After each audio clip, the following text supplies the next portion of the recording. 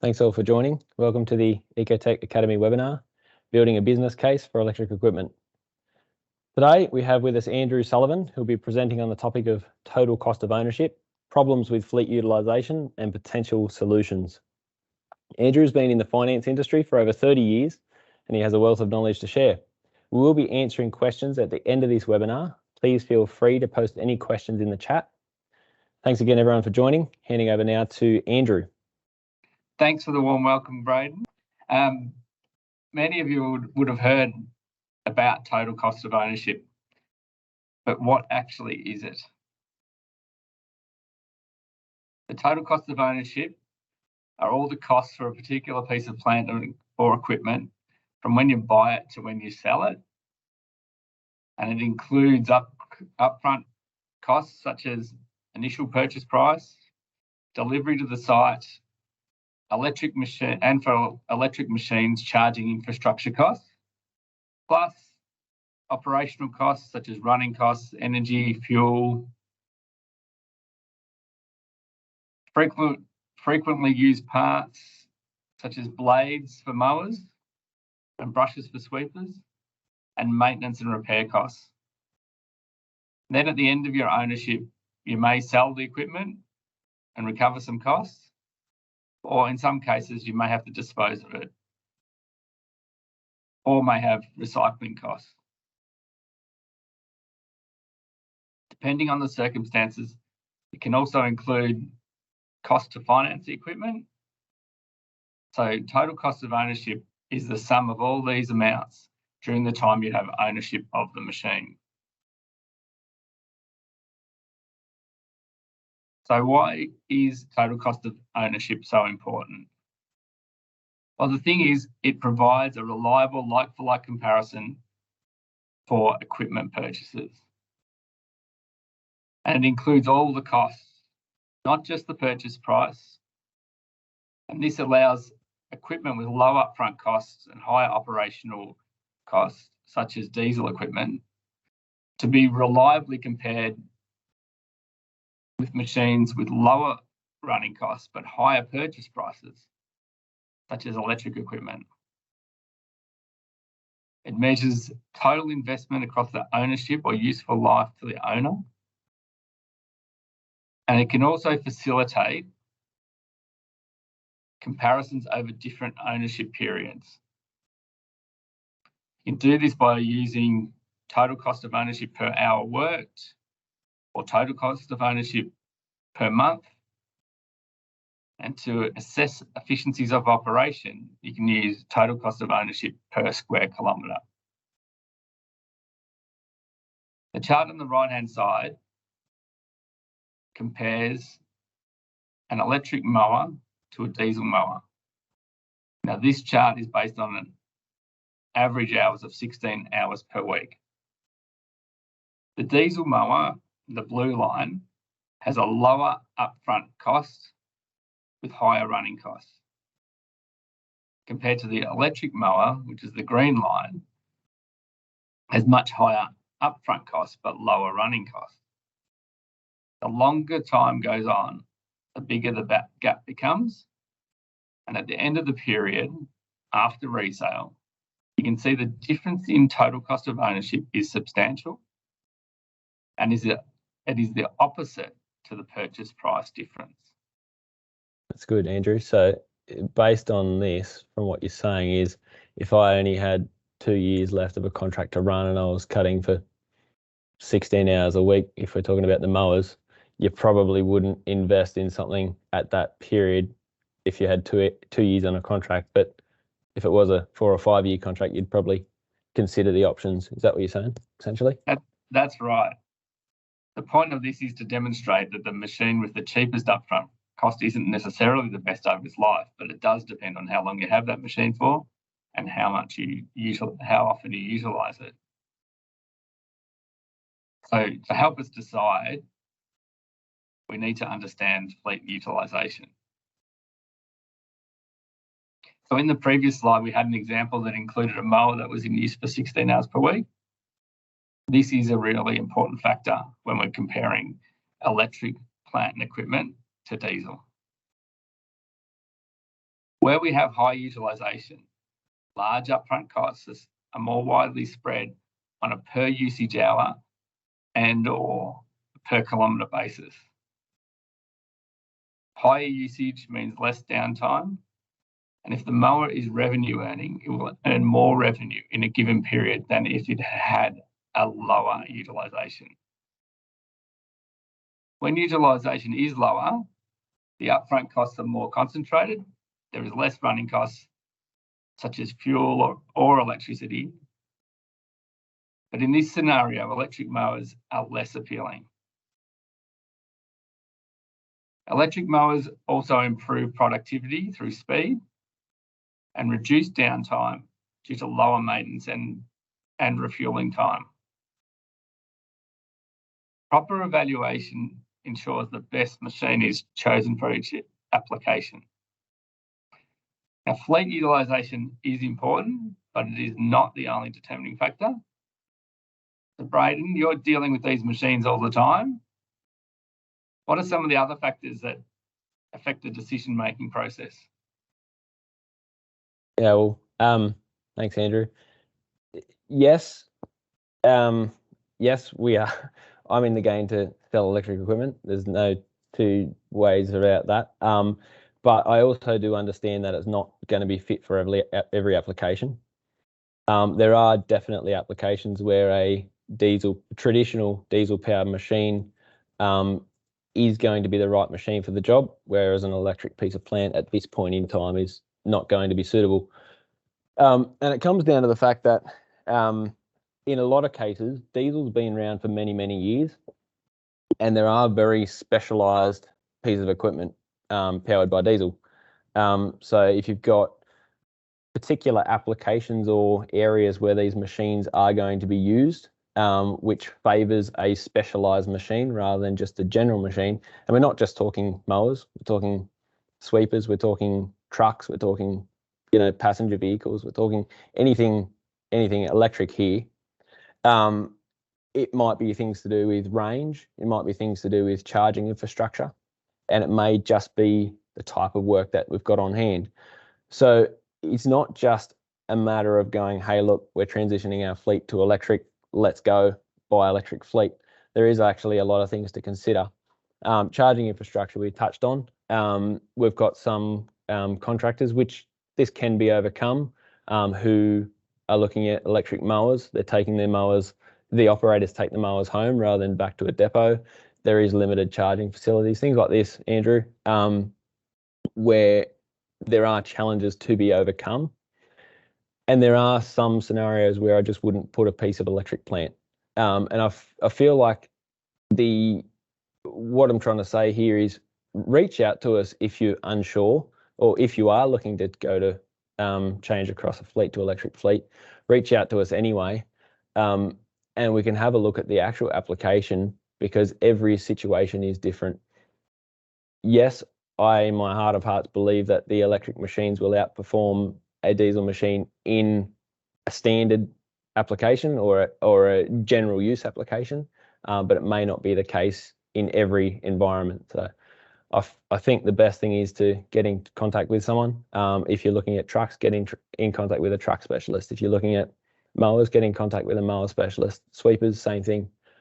Just to really go through this application and look at it in conjunction with your operating team, in conjunction with your, the operators and the maintenance people. What facilities are there to maintain and run this equipment? I don't know if that helps at all, Andrew.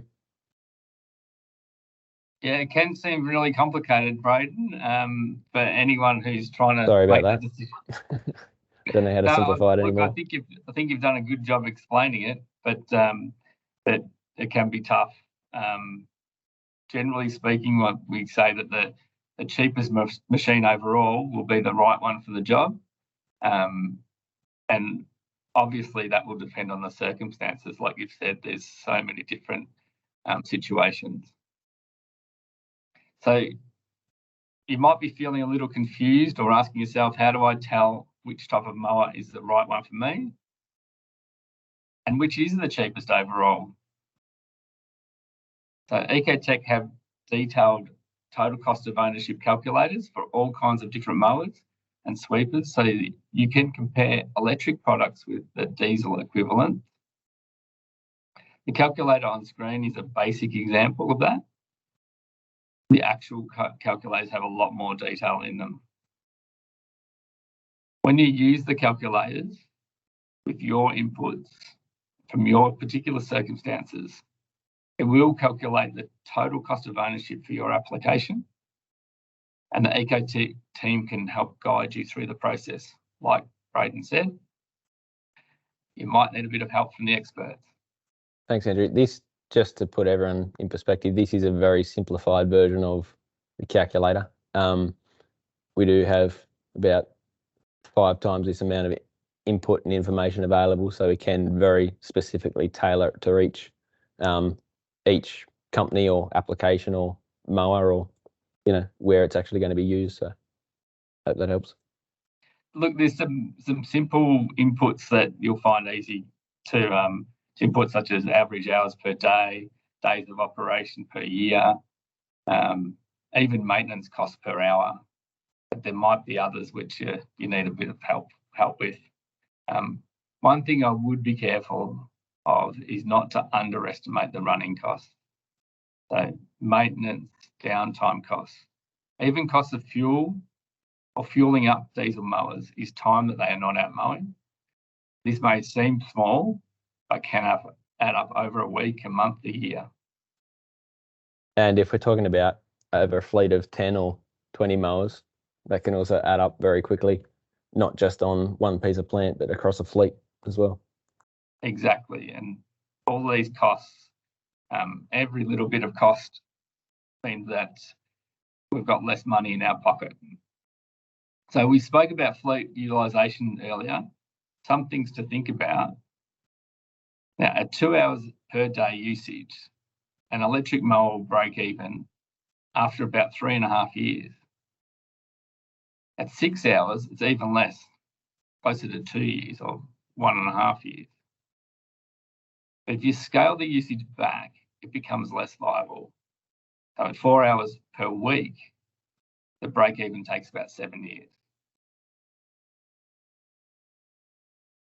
Braden, have you got a real life example that you could tell us about? Yeah, we do. It's just on the next slide, Andrew, if you care to move it on. Sorry about that. That's all right. So yes, we do. I was actually hoping he could jump on. Nick Coleman, he was on the last one, but I can't see him on here. This one's a case study from Delta FM, which is part of Conquest Group. Now, they look after the LEAP program, which is defence, so the maintenance of accommodations for defence. And Nick Coleman reached out to us about, I don't know, maybe 2 years ago, and they put in a trial mower for one of their sites. These are the numbers that he sent back to us. Again, this is very much simplified for the sake of this webinar, but the key numbers that he had in there were, on average, across all their machines, they were running for 16 hours a week. The fuel cost per year were $11,544 per mower, diesel. Yearly maintenance was about $4,000, which I guess, depending on the application, councils will generally be higher than that because there's a lot more rough areas. On the nicer areas around defence bases, it's probably reasonable. So total fuel maintenance about $15,500. Whereas when they did a trial for 12 months with a electric mower, and these are the numbers that they came back with. So the picture there that you can see that's just part of their Brisbane fleet. They've got a bunch around the country now, which is nice to see. But we're looking at about $700 a year for the same hourly usage. So for someone like Delta FM, it does work quite well. They do have static bases. It is very easy to maintain this equipment on site. Nick's point there is they'd be saving $15.57 per hour with the electric rival mower, which is the model that they seem to favour on their sites. It also does tick a few other boxes with defence, who have got quite a focus at the moment on emissions and obviously the noise does help as well around the barracks and accommodation. So it's just a simple case study there, but there's plenty of them that we could have talked about. Yeah, I think Nick was pretty keen that they weren't putting all that diesel pollution into the air. There's a few other hidden benefits, or not hidden, but a few other benefits that you might be able to explain, right? Yeah, well, I guess the key points here, and we somehow keep coming back to mowers on this thing, but we're talking about, I guess, an all electric plant. One key point is increased operational hours. So that's just simply down to the noise levels of this equipment. Now, it's probably more so with the sweepers than the mowers. Not many people mow all night, except some councils do their road verges at night due to traffic shutdowns or road shutdowns, lane closures, having to do that at night, which can assist if it is quieter. But the main thing is with sweepers, it allows you to do your operations outside of peak foot traffic hours. So where there's less people on the pavements, on the sidewalks, on the roads, you can actually operate this equipment even inside noise restriction areas. So that is a massive benefit, a lot more flexibility in your operations. Things like your greater operational efficiency. So this is a bit of a contentious one. We probably should have an asterisk on this one. But if they're in the right application, generally electric equipment will outperform a diesel equivalent. So with a mower, we're talking an average cutting speed of 10 to 12 kilometers per hour instead of an average of 4 to 6, depending on the models that we're comparing. And again, this is in the right application for this equipment. With a sweeper, you got a lot better suction, you got a lot better air velocity, so you have a higher presentation. I guess the cost savings in that is more around utilizing your fleet better. Potentially, if you, instead of having 3 machines, you could have 2 machines, or you just have a lot better presentation, a lot better finished product for your clients, which I guess at the end of the day is the general public.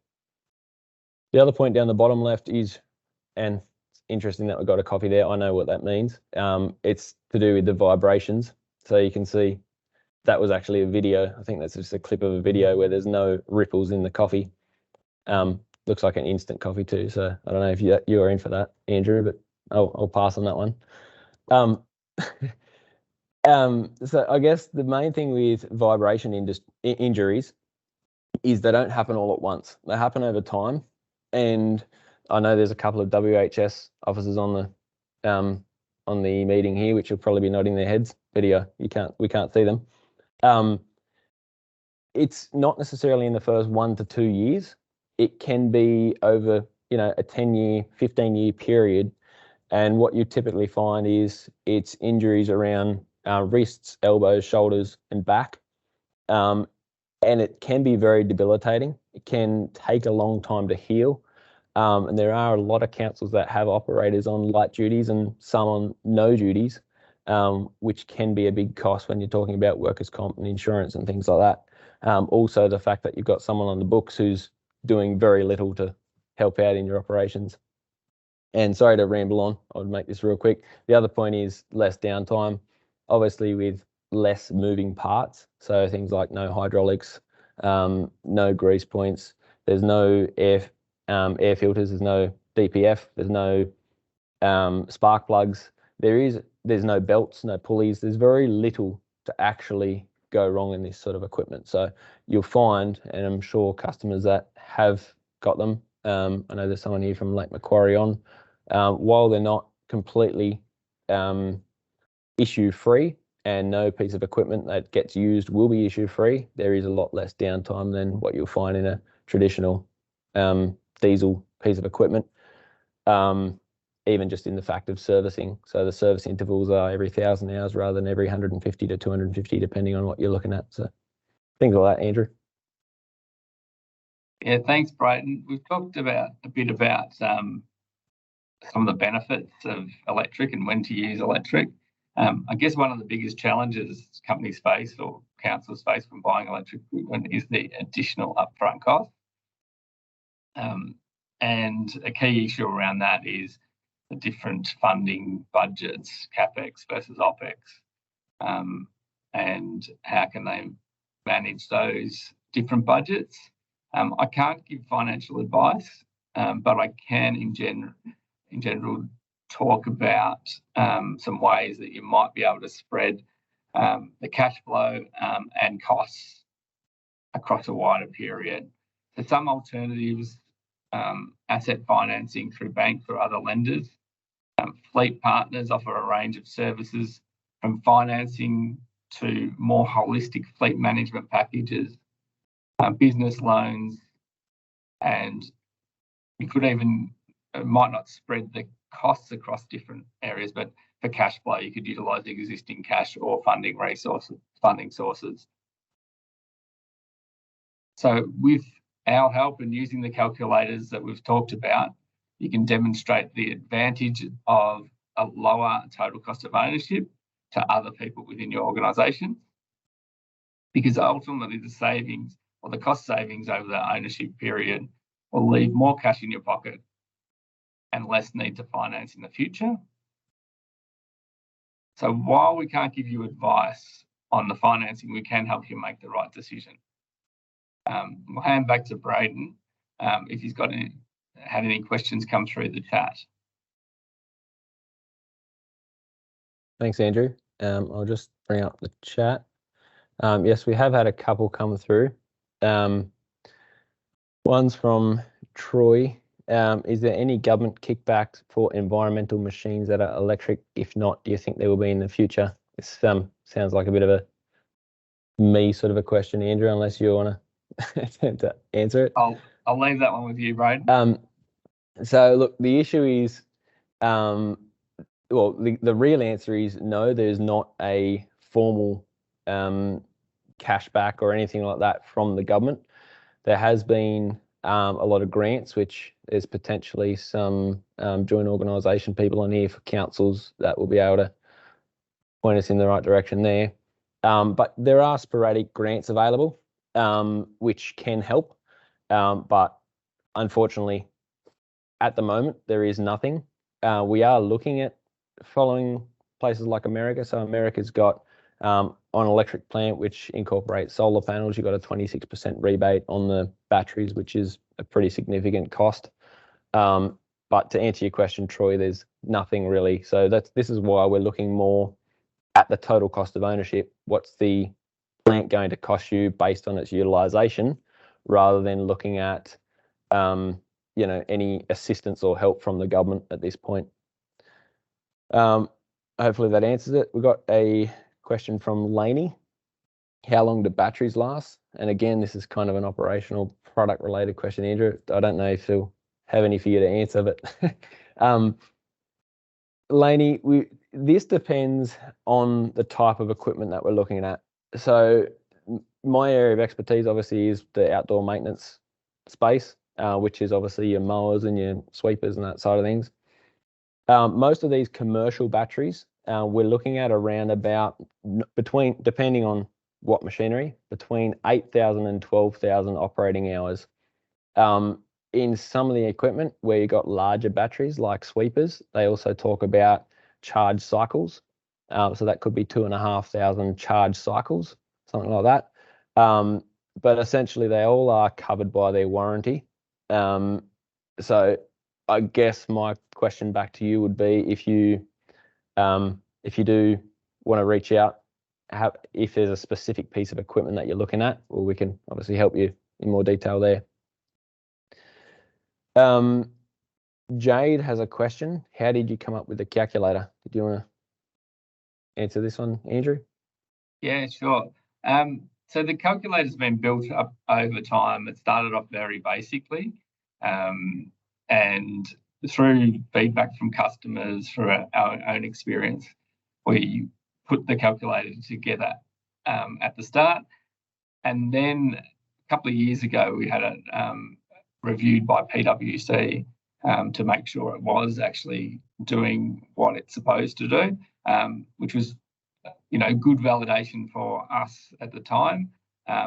And now the calculator's been modified a bit since that, just different circumstances added into it. But it's been an evolution, and now I think we believe that the calculator suits most of the requirements that we need.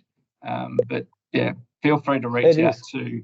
It is always evolving and continually changing. So as we get more data and more inputs, as we have more customers that have this equipment, get more feedback from these clients, it is becoming more and more accurate. And obviously there are more and more inputs. So it's becoming more complicated but more accurate, if that makes sense. So it is something that we'd be keen to run you through. We can simplify it as much as possible to try and come up with an accurate figure for you.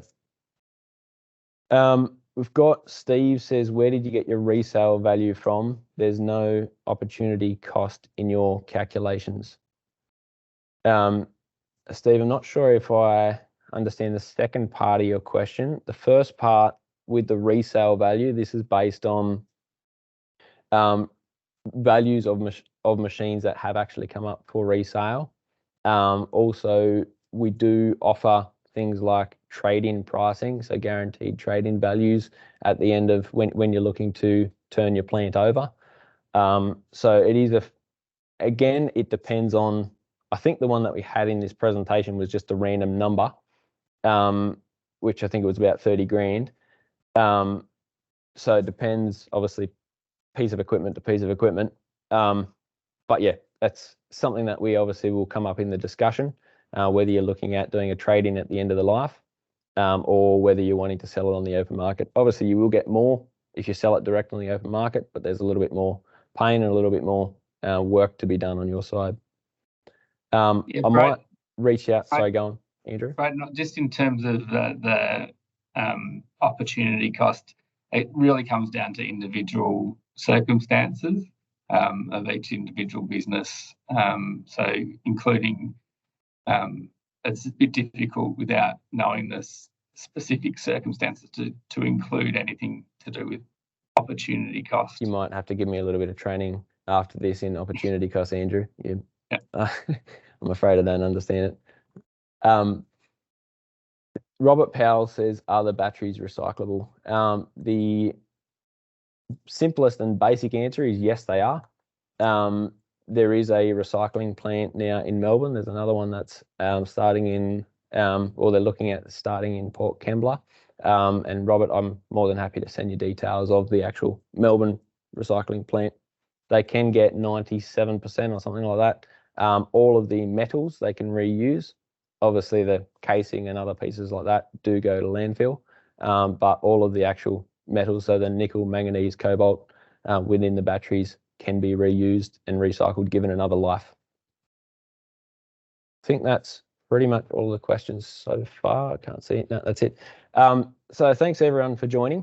We will have another webinar in another couple of months. It will be, we'll obviously send out some communications around that.